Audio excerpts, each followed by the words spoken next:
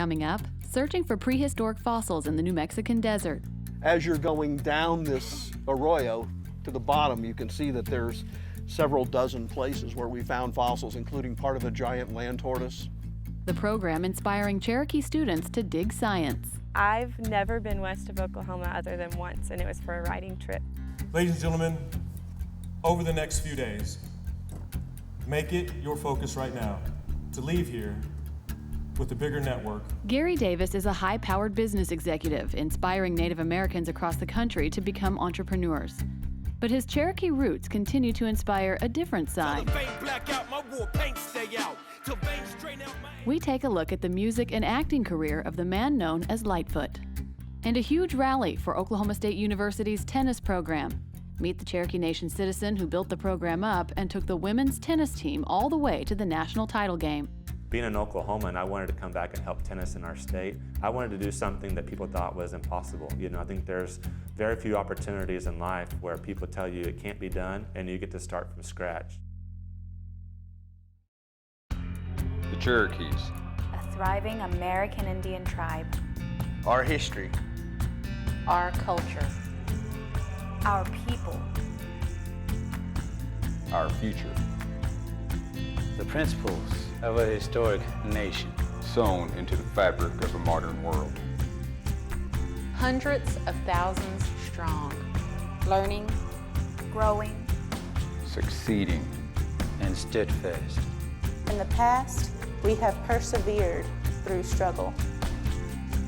But the future is ours to write. Osiyo. Osiyo. Osiyo. These are the voices of the Cherokee people.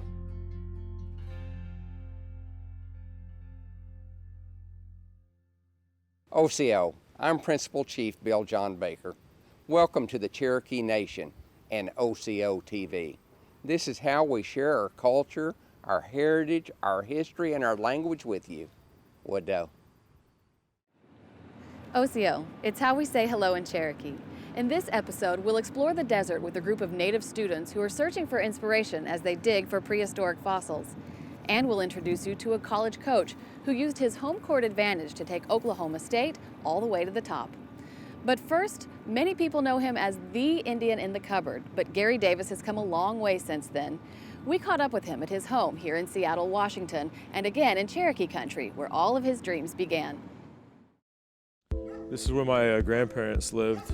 Probably a lot of my most fond memories of growing up in Oklahoma were right there over on that patio. It's crazy because it doesn't look, like a whole lot now, but when I was a kid, this was like kind of everything.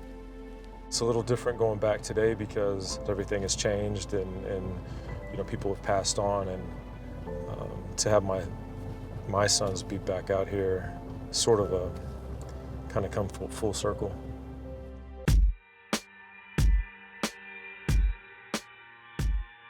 My name is Gary Davis, also known as Lightfoot. So I started rapping in Oklahoma. I mean, people are like, well, Indians don't rap, you can't do that. I've come out of the gate almost in that space with people saying you can't do that, just in general in society. Indian people are this, and I rebel against that to the fullest. Long story short, it fuels my fire. I would, in Tulsa, be sitting there, and because I didn't have money to get instrumentals, I would turn on the classical station, and I would write stories and ideas to this music because it didn't have any vocals. And that may be a very unique way to come up as a rapper, right? Again, it goes back to, hey, you know what? Where there's a will, there's a way. Till the fade black out, my war paint stay out. As a rap artist, I have 11 albums with another album coming. I have several different awards for that music, including Best Male Artist and Artist of the Year. I have toured throughout the United States and as far away as Rome, Italy. As an actor, my first role was Little Bear in the film The Indian in the Cupboard, directed by Frank Oz. One day, maybe who knows, if I ever were able to do something that would get me to get an award, they go, oh, look, there goes the Indian in the Cupboard getting an award. It's just one of those films that I don't think I'll ever not be that guy. And then I went on to do other films such as Mortal Kombat, Annihilation. I played Nightwolf. I played Hiawatha in The Song of Hiawatha. Most recently have added House of Cards to my filmography. I am an entrepreneur. I am an author, guy that just looks for something to do to be a little bit visionary. Definitely trying to move the envelope forward for Indian country. I actually started a record label called Red Vinyl Records. There is Davis Strategy Group, which will help other folks with marketing, branding. Lightfoot Enterprises, which we both own and operate, and Native Style Clothing. I think that business and being entrepreneurs is probably one of the most traditional things that Native people have ever done. For me, being an entrepreneur is a very traditional activity. Ladies and gentlemen, over the next few days, make it your focus right now to leave here with a bigger network than what you came here with.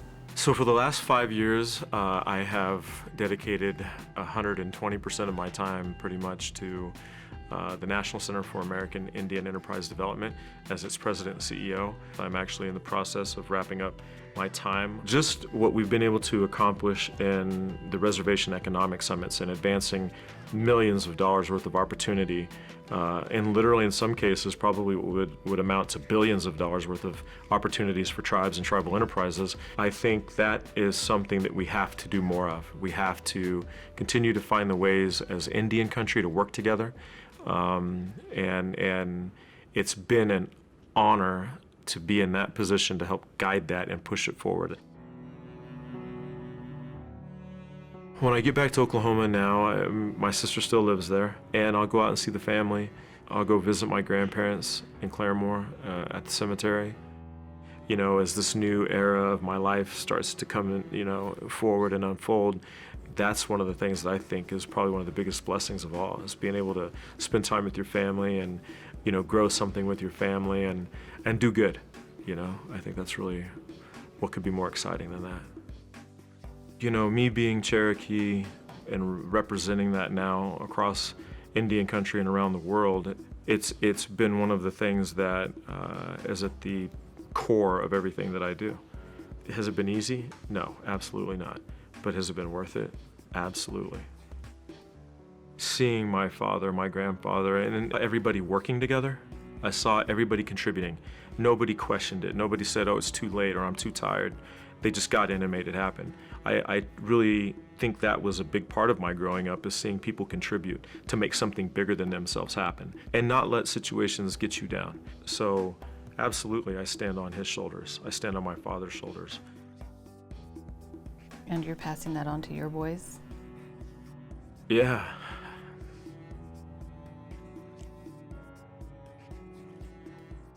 I work so hard now to try to even do more than what they showed me so that they won't forget. Hopefully what they get out of it is that no matter what happens, no matter what you do in life, if you know who you are and you know your strengths and you keep pushing and you keep working and that you work harder than everybody else and that you really don't forget who you are, you're gonna come out on top.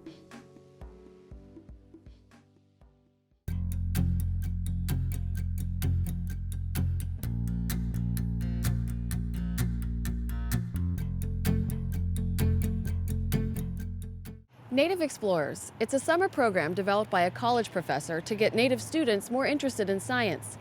We were there as Cherokee students braved the scorching New Mexican desert, digging for fossils and inspiration.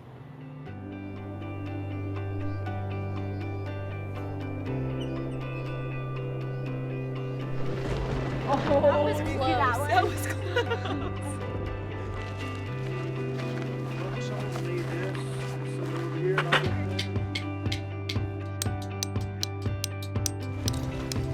This is the first time I've camped like this ever. Oh, it's a little freaky. We're used to storms from Oklahoma, but nothing where you can see it all at one place, so we'll see how it goes. We are always exploring our native cultures out here at the Native Explorers. So today we're going to look at a Cherokee word. Our Cherokee word of the day today is cat, which is pronounced wayside. So we're driving across the desert and we saw a cat across the road. Rock 1033, the native. Thank you very much. My name is Kent Smith. I'm the Associate Dean for the Office for the Advancement of American Indians in Medicine and Science at Oklahoma State University Center for Health Sciences, and I'm a professor of anatomy. As a Native American, I was a little disappointed. You know, why are there not more people, more Native people in the STEM fields and in medicine? So Native Explorers was born. So the students learn about ecology, they learn about botany, they learn about geology, they learn a lot about anatomy. Two big hooks for Native Explorers is medicine. A lot of people are interested in medicine and helping people, but also fossils. Here in New Mexico, the fossils are as young as 2 million years old or as old as maybe 4 million years old. As you're going down this arroyo to the bottom, you can see that there's several dozen places where we found fossils, including part of a giant land tortoise. My name's Kelsey Bandy, and I go to St. Gregory's University in Shawnee, Oklahoma. If you've never hiked before, it was a shock, like kind of like a cultural shock in a way. We went about like 4 days without showers, and I mean, that's what you do when you know you're getting the opportunity of a lifetime out there. You're not everybody's gonna get to go out there and dig for fossils.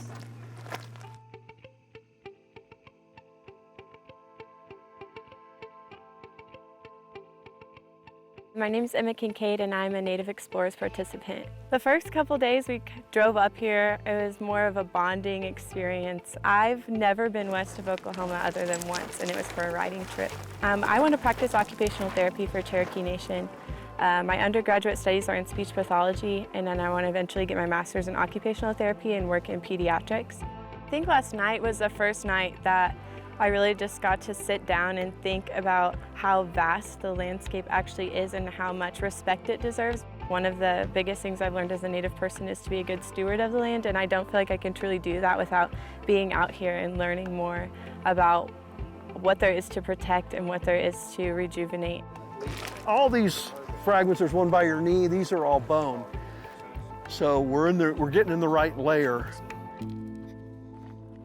That fossil that you can see right there is the first one that I've seen that I can actually identify that we're going to collect and record data on. So we're looking at the main part of the support structure for this little three-toed horse called Nanippus, N-A-N-N-I-P-U-S. And this group called the three-toed horses, this is the youngest one known anywhere in the world. So right before the beginning of the Ice Age, and that's when these guys had their last hurrah and then they disappeared. We actually stumbled upon a land tortoise that was native here, and we started to see like almost an entire piece of a shell coming together. And when you start finding pieces by removing the earth and looking for specifically the colors of material that they tell you to, and look for the pores and the different striations, then you start to learn more about the animal itself. So that was neat to actually finally feel the fossil and put it together. Kind of a nasty way to tell if they're bones or not. What you do is you lick them actually, and they stick to your tongue, and that's how you can tell the difference between a rock and a bone. So that one, just by looking at it, you kind of think it's going to be one of your long bones, but Nick, who's one of the professors here with us, actually told me it's actually the end of a rib. Native Explorers goes beyond the classroom, because we're on a real scientific dig and expedition where fossils are collected, rocks are looked at, measured, identified. This information builds a story of the past so that we can present it at present to these students. This is our 7th expedition. We've had nearly 70 students participate. We've had hundreds apply from across the country. I'm a biomedical science major. I would like to go to med school and become a family care physician in possibly rural Oklahoma or anywhere that's like underserved and they need help. That combination of community of Native students and the excitement and hunger everyone has to learn for science together is just all feeding our own creativity and innovation and ideas, and we're all just jotting down in our notebooks and getting excited about learning about science of all things. So.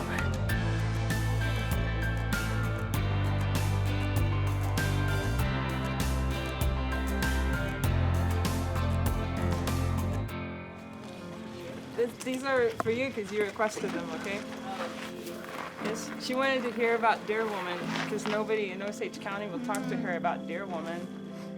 the camaraderie that's built, the lifelong relationships that they're building, people that they've met from across the country, or even across the town of Norman, people they didn't know. I think it's a lot to take in, but I think that what I have taken in is probably one of the most exciting experiences that I've ever had.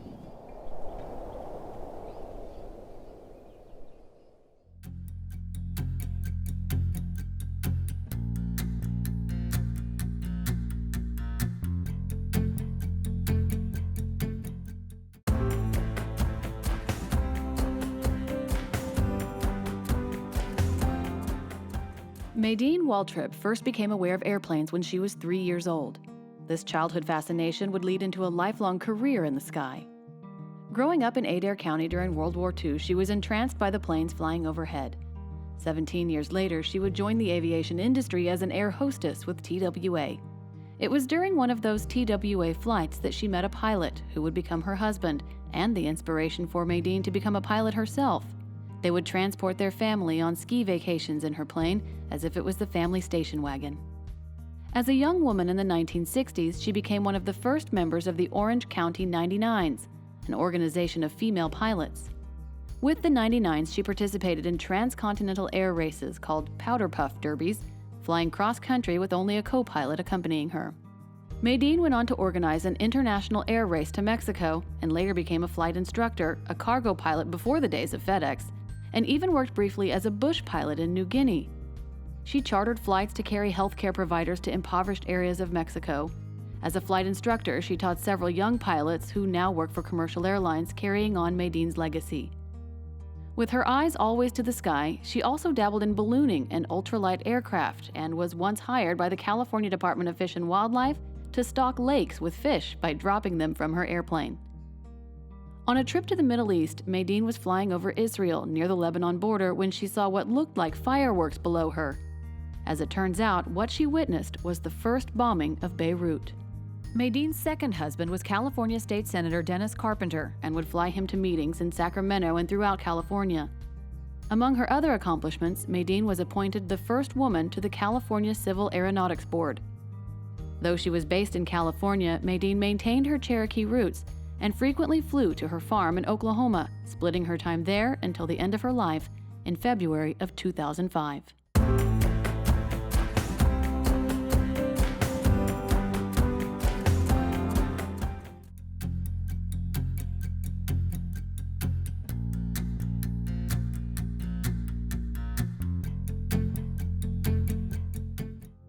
Jalagi iniwane, let's talk Cherokee.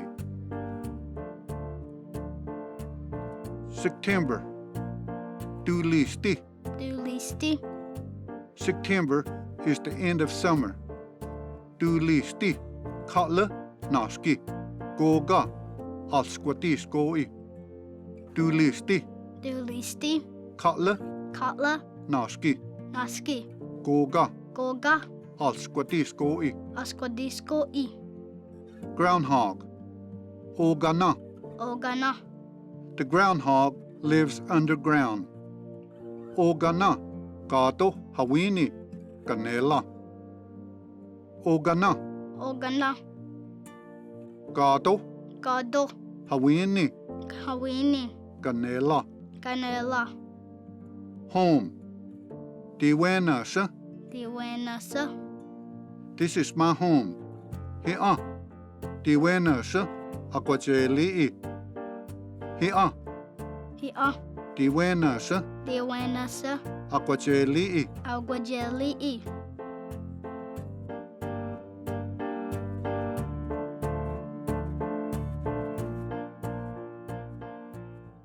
The Cherokee Nation's newest casino is well on its way to being completed after a topping off ceremony signifying the structural work is finished. Tribal officials joined the local community to celebrate as crews placed one of the final beams on the new Cherokee Casino in Grove. The casino will bring 175 jobs to the Grand Lake region, something Principal Chief Bill John Baker says we can all be proud of.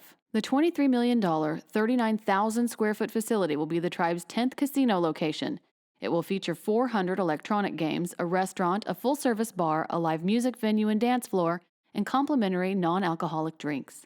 The lodge-style venue will offer event space for the community. The official Cherokee Nation resides in 14 counties in northeastern Oklahoma. But tribal officials meet with groups of citizens living at large across the country, like right here in the Seattle-Tacoma area. There are 4,500 enrolled Cherokee Nation citizens in the state of Washington and 4,000 in Oregon. Each year, their citizen groups get together with Oklahoma Cherokees to make friends and learn more about their shared heritage. Well, it was really important to me. I guess at one time I thought I was the only Cherokee in the Northwest. And there are a lot more. Some of the citizens grew up in Cherokee country and enjoyed reconnecting with people from back home. Others have never lived in Oklahoma but stay connected to the nation through these events. Chief Baker always gives a State of the Nation address, while others enlighten the groups with cultural knowledge from back home. It's been just about 1 year since the Cherokee Nation adopted a second group of bison for our tribal lands, and we're happy to report the herd continues to grow and flourish. The herd has gone from 50 to 70 to 100 and now more than 120 head, all living happily on our ranch in Kenwood, Oklahoma. The Intertribal Buffalo Council awarded the bison to the Cherokee Nation from the Badlands, South Dakota. Officials say we have proven to be good wildlife managers and will continue to grow the herd. To read more news about the Cherokee Nation, go to anadisco.com or go to OsiyoTV and click on links mentioned.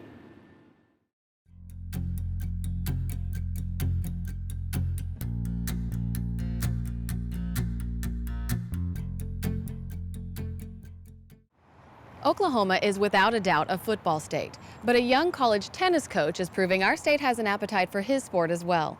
Chris Young is a Cherokee Nation citizen and leading a tennis revolution at Oklahoma State University.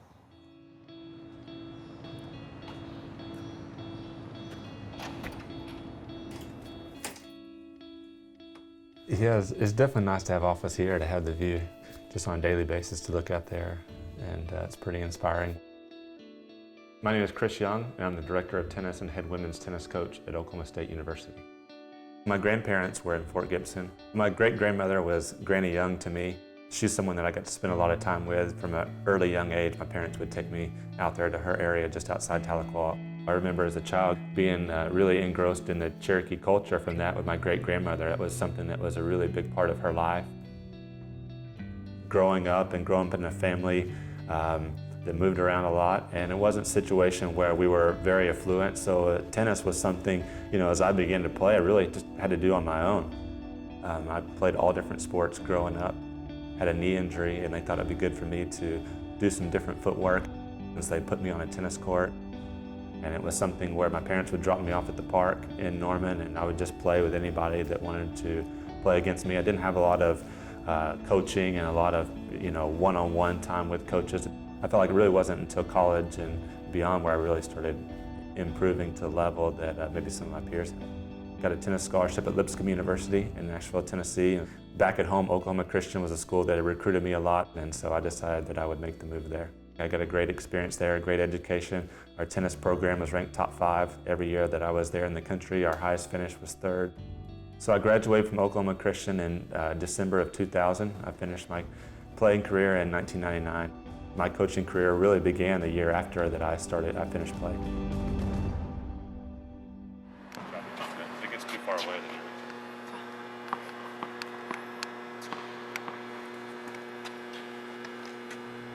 then Good. Good. But try just getting it a little bit more over your head. See if you can really get that kick out wide. There it is.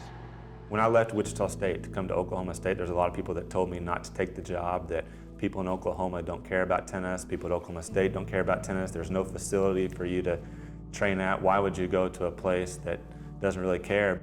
They were thinking about cutting the tennis program here. They had a lot of things that had happened and just not a lot of success on the women's side in recent years. I think everybody can get a chip on their shoulder or find a challenge when people tell you not to do something or it can't be done. And so when I came here 7 years ago, it was the ultimate challenge. In our state, obviously football is king in a lot of ways. Being in Oklahoma, and I wanted to come back and help tennis in our state. I wanted to prove that Oklahoma tennis was something special, that people here could care about tennis, they could get passionate about a good product. And you know, as an Oklahoman, I had a passion and a drive to come here and to do something special in my home state. I wanted to do something that people thought was impossible. You know, I think there's very few opportunities in life where people tell you it can't be done and you get to start from scratch. And to do it in your home state and around people that you know and that care about you. When I came here, the program really didn't have a lot. We didn't have a facility. We didn't have a national ranking in the top 75. We had losing records. I think we had a lot of challenges and adversity that we faced throughout the year.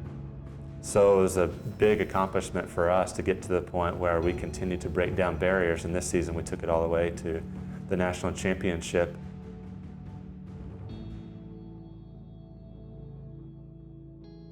We knew that the final 16 and beyond was going to be in Tulsa this year.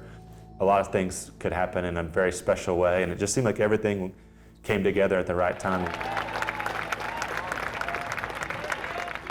And we took on Georgia in the first round. We played really well against them and then moved on to the quarterfinals against Ohio State and won that match, and then beat the #1 team in the country, Cal, in the semifinals.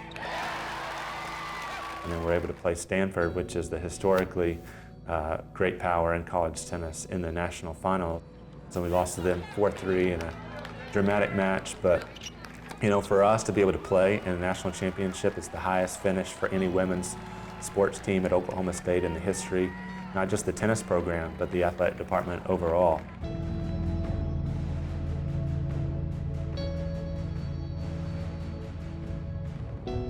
Yeah, I think there's so many things about the national championship match as you know, you think about it.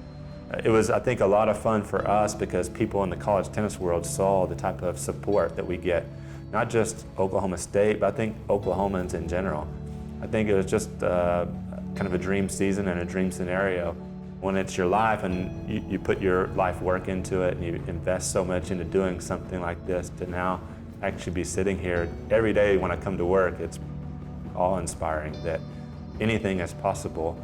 If you just have a vision, you work at it, you sell it, and you believe in it, and you're passionate about it, it's possible.